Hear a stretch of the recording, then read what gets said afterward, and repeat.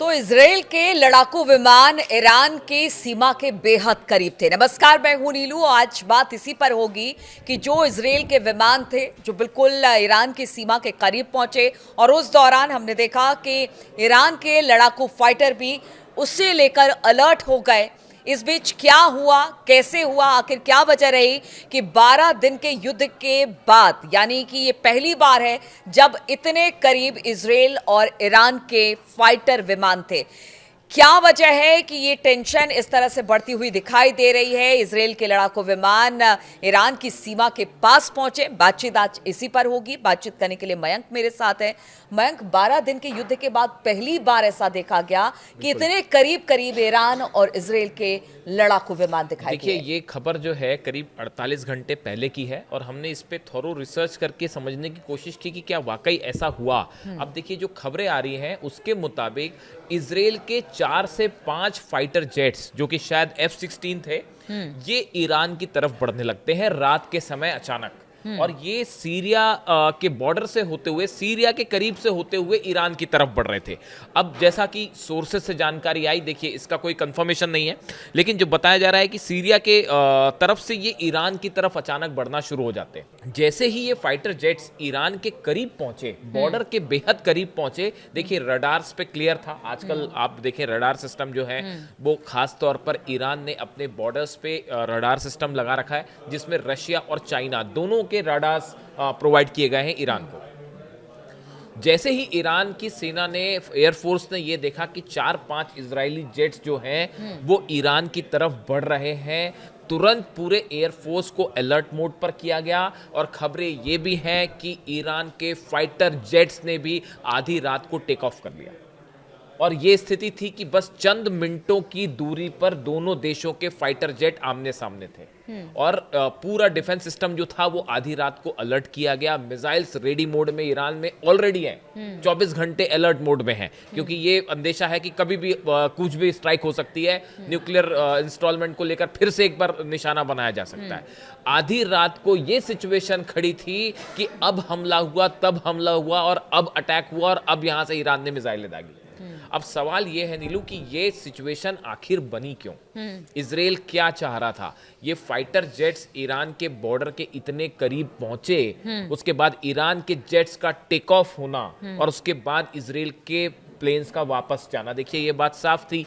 Iran ने तुरंत ये संदेश दे दिया था कि अगर आपके जेट्स ने बॉर्डर क्रॉस किया तो तुरंत अटैक किया जाएगा, एग्रेसिव मोड में अटैक किया जाएगा, चाहे फाइटर जेट से अटैक हो, चाहे मिसाइल से अटैक हो, चाहे डिफेंस सिस्टम से हो।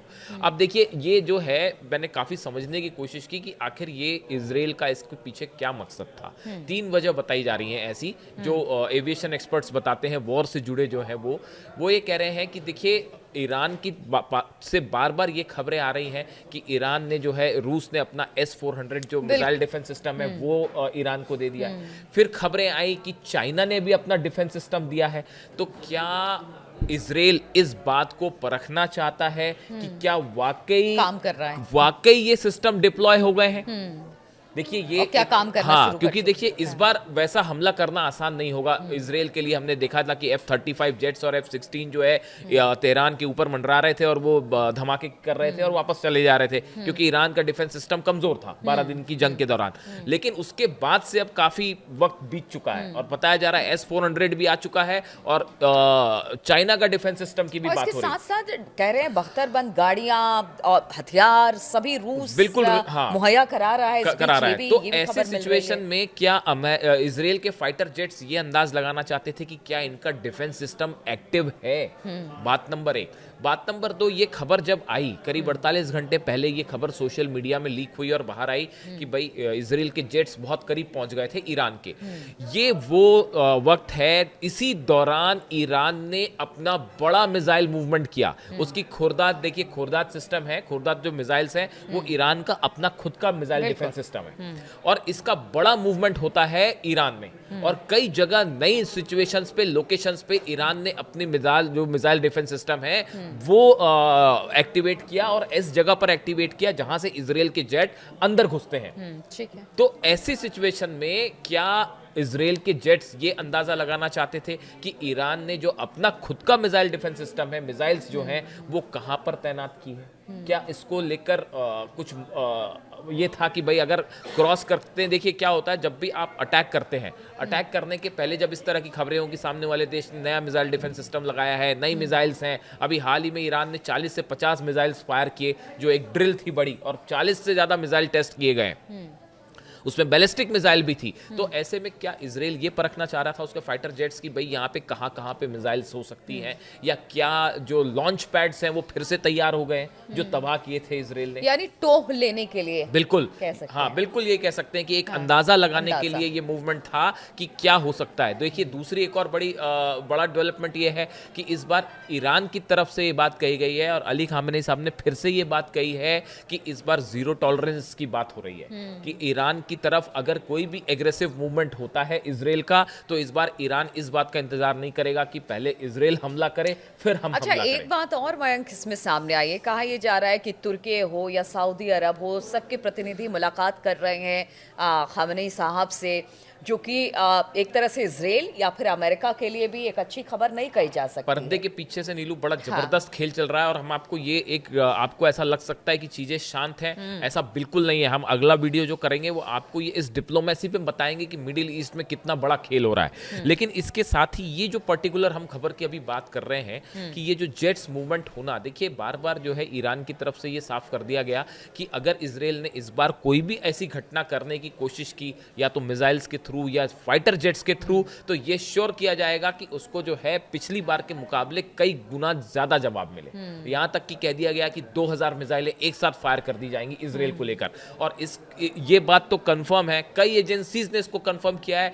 ईरान में मिसाइल्स जो कारखाने हैं, कंपनीज हैं, वो 24/7 मिसाइल्स बना रही हैं, नॉन स्टॉप तरीके से ईरान में मिसाइल्स बनने का काम जारी है। और जो 12 दिन की जंग के पहले जिस गति से ईरान मिसाइल्स बना रहा था, अब उससे कई गुना ज्यादा स्पीड के साथ मिसाइल्स बन रहे और हैं। सिर्फ वही नहीं, कहा जा रहा है कि रूस में भी एसयू जो फाइटर प्लेन है वो सुखोई ईरान को देने के लिए बिल्कुल, वो तो वहां हाँ, पर भी उसकी तैयारी चल वो रही हमने है। देखा ही था, आपको हाँ। बताया भी था कि एक बड़ा कार्गो जो प्लेन है वो कई कार्गो जेट्स जो है, प्लेन जो है वो लैंड हो चुके हैं तेहरान में पिछले 2 महीने के अंदर, और इनमें कई सारे सुखोई 35 के पार्ट्स जो हैं, ये भी कंफर्म खबर है, इसमें भी कोई डाउट नहीं है कि सुखोई 35 जेट्स के पार्ट्स इन कार्गो प्लेन्स के थ्रू पहुंचाए जा चुके हैं ईरान को, और वहां असेंबल करके वो रेडी मोड में है। शायद इजरायली एयरफोर्स यही परखना चाह रही थी कि क्या ईरान के फाइटर जेट्स टेक ऑफ करते हैं। देखिए आजकल रडार में सब कुछ पता चल जाता है कि जो प्लेन उड़ रहा है वो कौन सा प्लेन है।